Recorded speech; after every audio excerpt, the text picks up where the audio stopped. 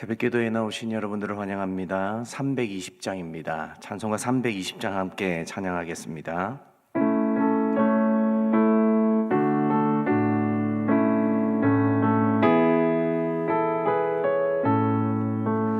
나의 죄를 정케 하사 주의 일꾼 삼으신 구세주의 넓은 사랑 항상 찬송합니다. 나를 일꾼 삼으신 주 크신 능력 주시고 언제든지 주 뜻대로 사용하여 주소서. 내게 부어 주시려고 은혜 예비하신 주의 은혜 채워주사 능력 있게 하소서. 나를 일꾼 삼으신 주 크신 능력 주시고 언제든지 주 뜻대로 사용하여 주소서. 죄의 짐을 풀어주신 주의 능력 크도다. 나를 피로 사신 예수 내 맘속에 오소서. 나를 일꾼 삼으신 주 크신 능력 주시고 언제든지 주 뜻대로 사용하여 주소서. 주여 내게 성령으로 충만하게 채우사 생명수가 강물처럼 흐르게 하옵소서. 나를 일꾼 삼으신 주 크신 능력 주시고 언제든지 주 뜻대로 사용하여 주소서. 아멘. 오늘 말씀은 마가복음 3장 7절에서 19절의 말씀입니다. 마가복음 3장 7절에서 19절의 말씀입니다. 우리 한 절씩 교독하도록 하시겠습니다. 먼저 7절을 제가 읽겠습니다. 예수께서 제자들과 함께 바다로 물러가시니 갈릴리에서 큰 무리가 따르며 유대와 예루살렘과 이두메와 요단강 건너편과 또 두로와 시돈 근처에서 많은 무리가 그가 하신 큰 일을 듣고 나아오는지라. 예수께서 무리가 애워싸 미는 것을 피하기 위하여 작은 배를 대기하도록 제자들에게 명하셨으니 이는 많은 사람을 고치셨으므로 병으로 고생하는 자들이 예수를 만지고자 하여 몰려왔음이더라. 더러운 귀신들도 어느 때든지 예수를 보면 그 앞에 엎드려 부르짖어 이르되 당신은 하나님의 아들이시니이다 하니 예수께서 자기를 나타내지 말라고 많이 경고하시니라. 또 산에 오르사 자기가 원하는 자들을 부르시니 나아온지라. 이에 12를 세우셨으니 이는 자기와 함께 있게 하시고 또 보내사 전도하며 귀신을 내쫓는 권능도 가지게 하려 하심이러라.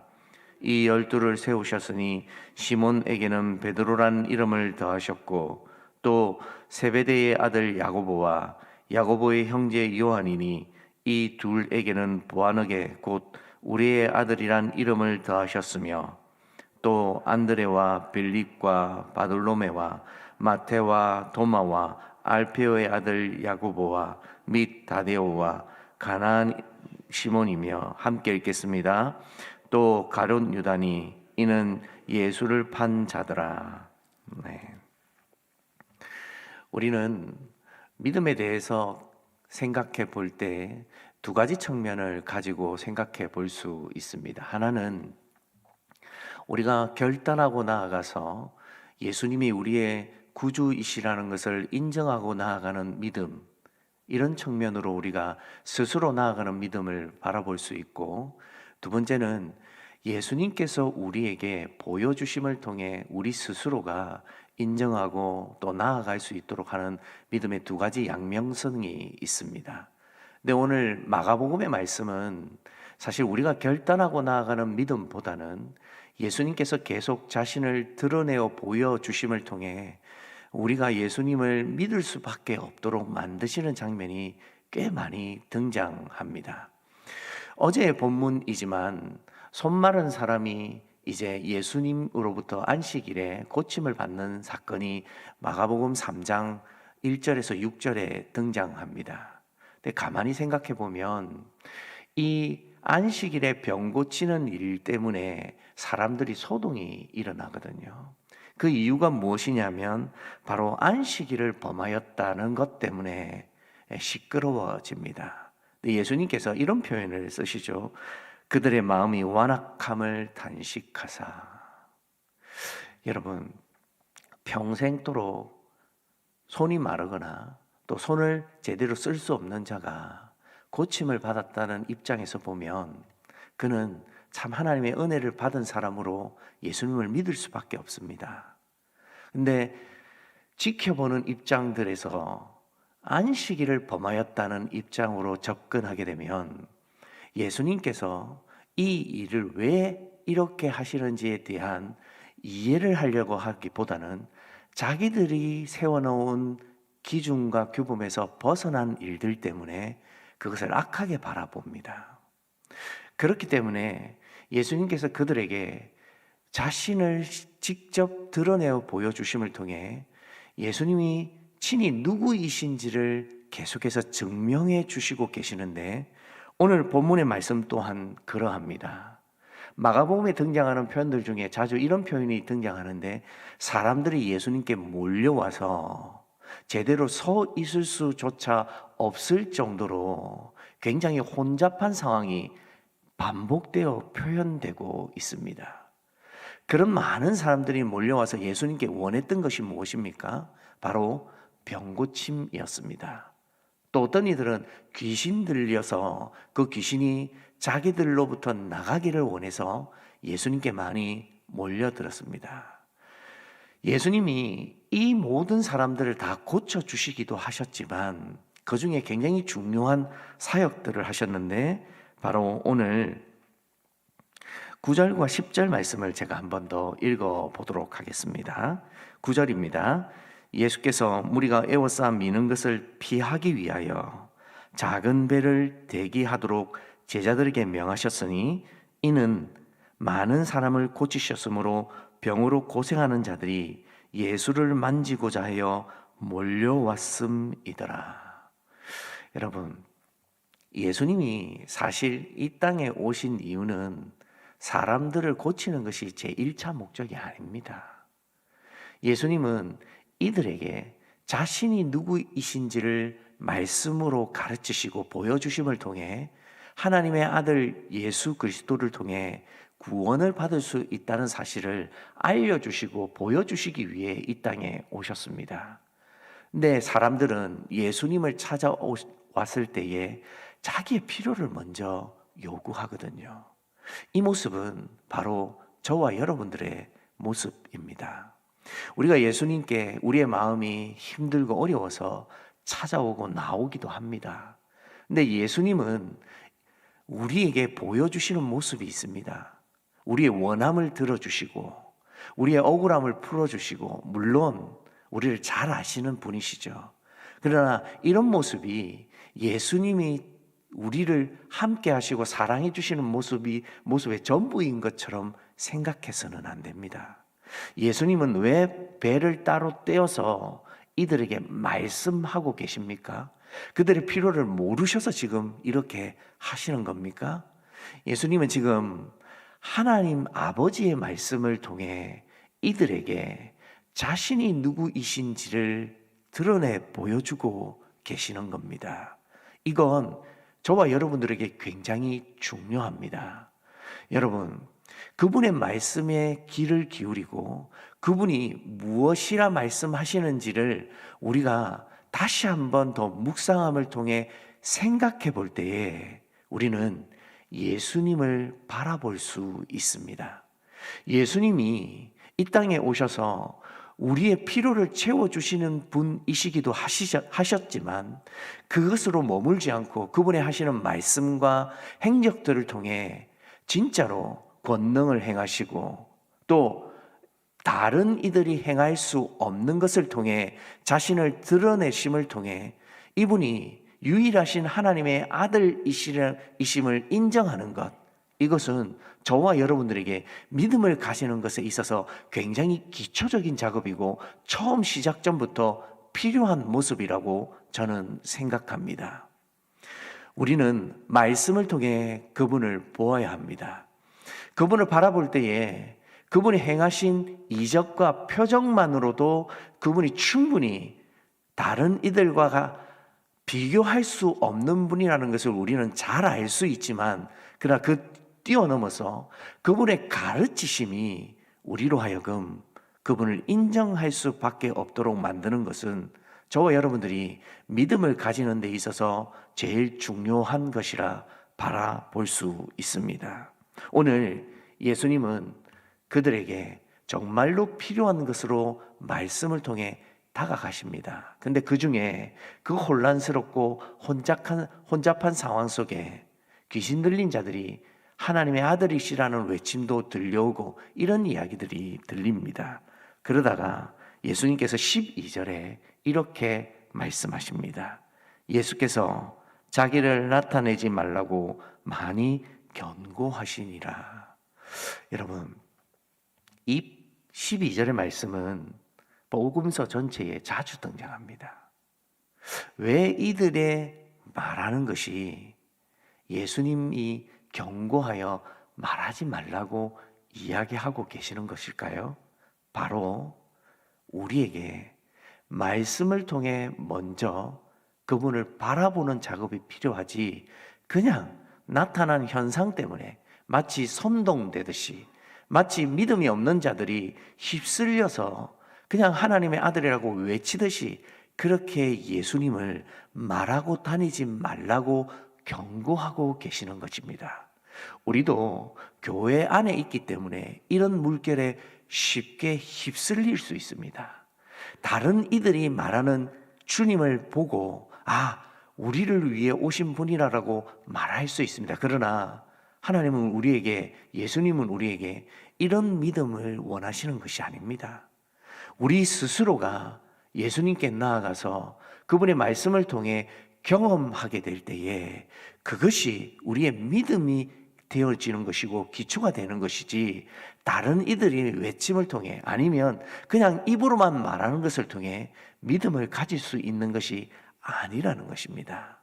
그렇다면 오늘 이 본문의 말씀을 통해 우리가 한번 생각해 봐야 될 것이 무엇입니까? 주님은 우리에게 인격적으로 다가오십니다.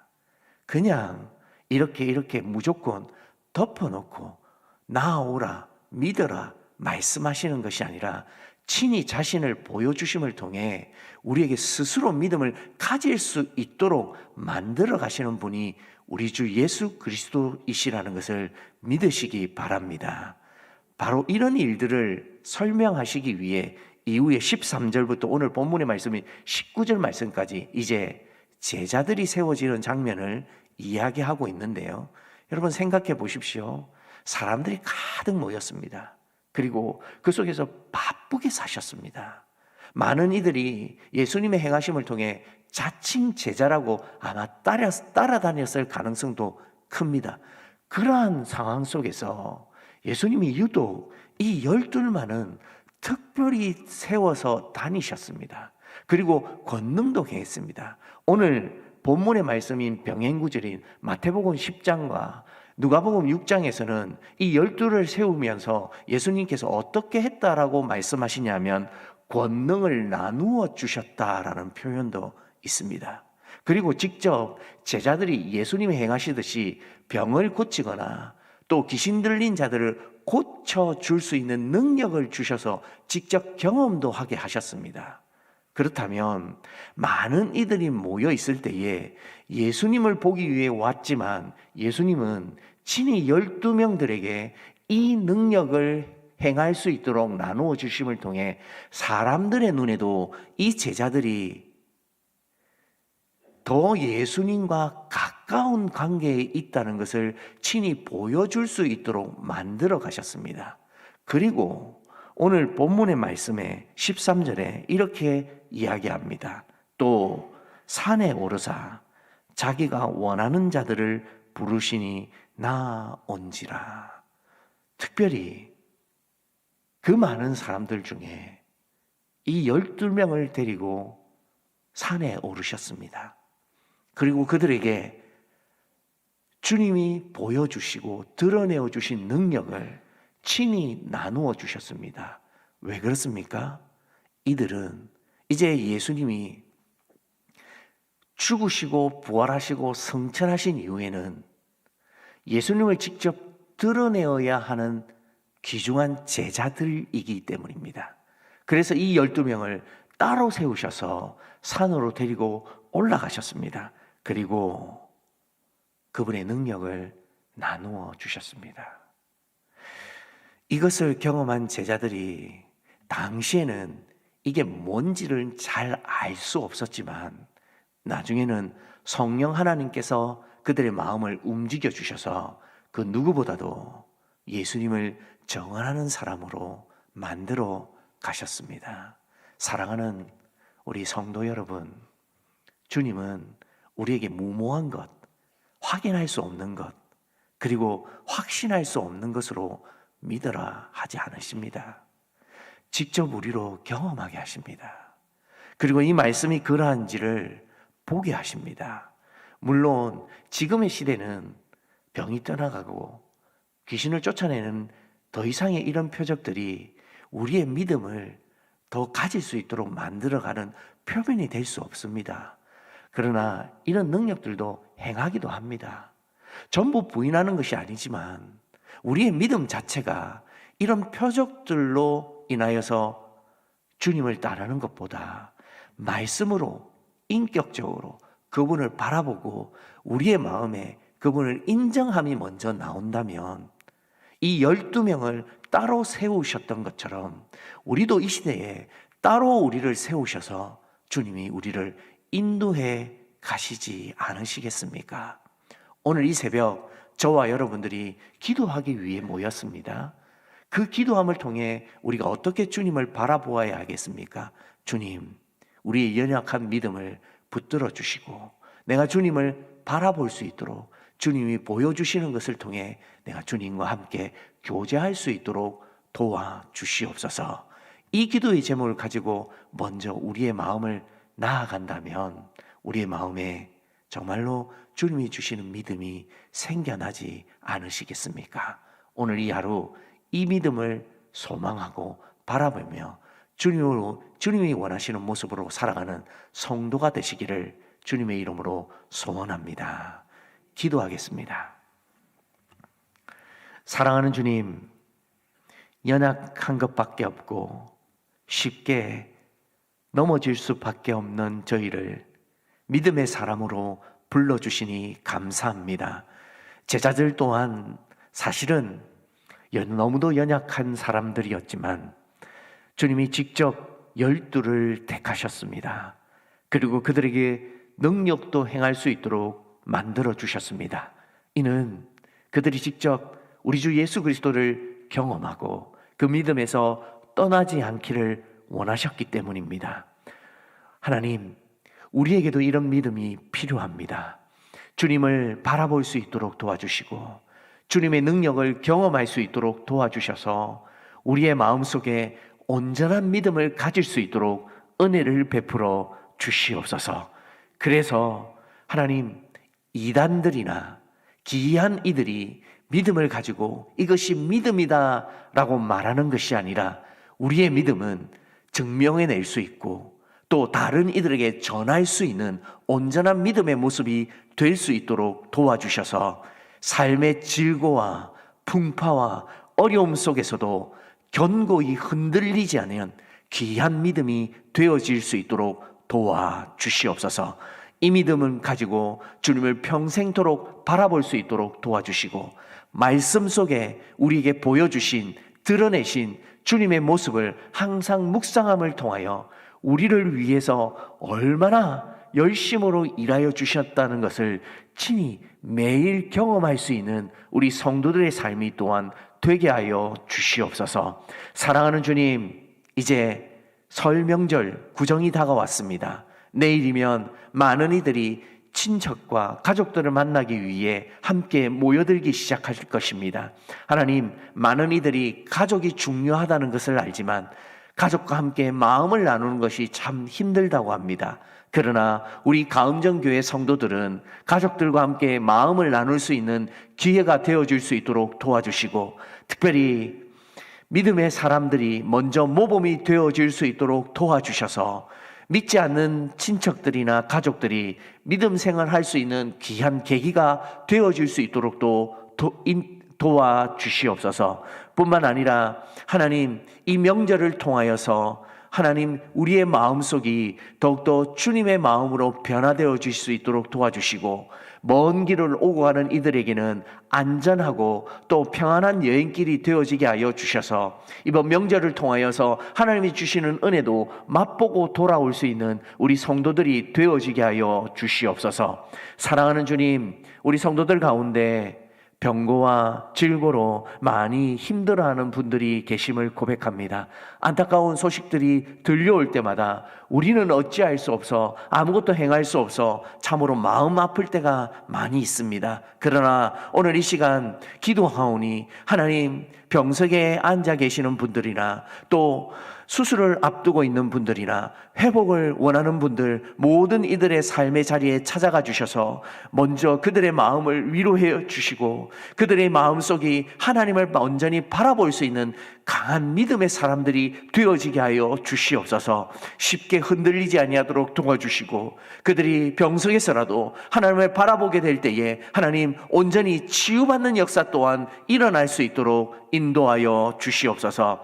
우리 교회가 이제 120주년 기념교회로 분립개척을 하고자 합니다. 하나님, 이 귀한 사명 하나님이 주셨사오니 온 성도들이 한 마음으로 이 일을 기도할 수 있도록 도와주시고 하나님이 원하시는 뜻이 무엇인지를 찾아갈 수 있도록 도와주셔서 어렵고 힘든 시대에 하나님 교회가 온전히 세워지는 것이 무엇인지를 우리 가음정교회를 통하여 밝히 드러낼 수 있는 기회가 되게 하여 주시옵소서. 세계 열방에 흩어져 있는 우리 선교사님들 기억하여 주셔서 명절 때이면 많이 외로울 터인데 하나님 그들의 마음속에 위로와 평강이 일어날 수 있도록 도와주시고 또한 우리 함께 기도함을 통하여서 그들의 사역 가운데 더욱더 풍성함이 일어날 수 있는 큰 은혜가 있게 하여 주시옵소서. 양곤 그레이스 신학교 기억하여 주셔서 하나님 미얀마 땅의 정세가 하나님 약간 불안정하고 또 소동도 일어나지만 그러나 우리 신학교 학생들이 복음을 가지고 준비하고 또 교회를 세우는 데에 부족함이 없는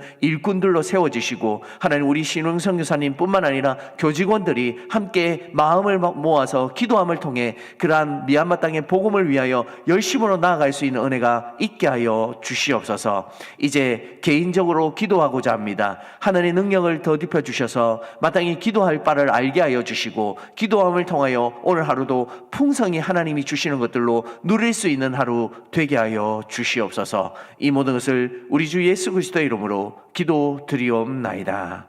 아멘. 우리 개인적으로 기도하시고 자유하시겠습니다.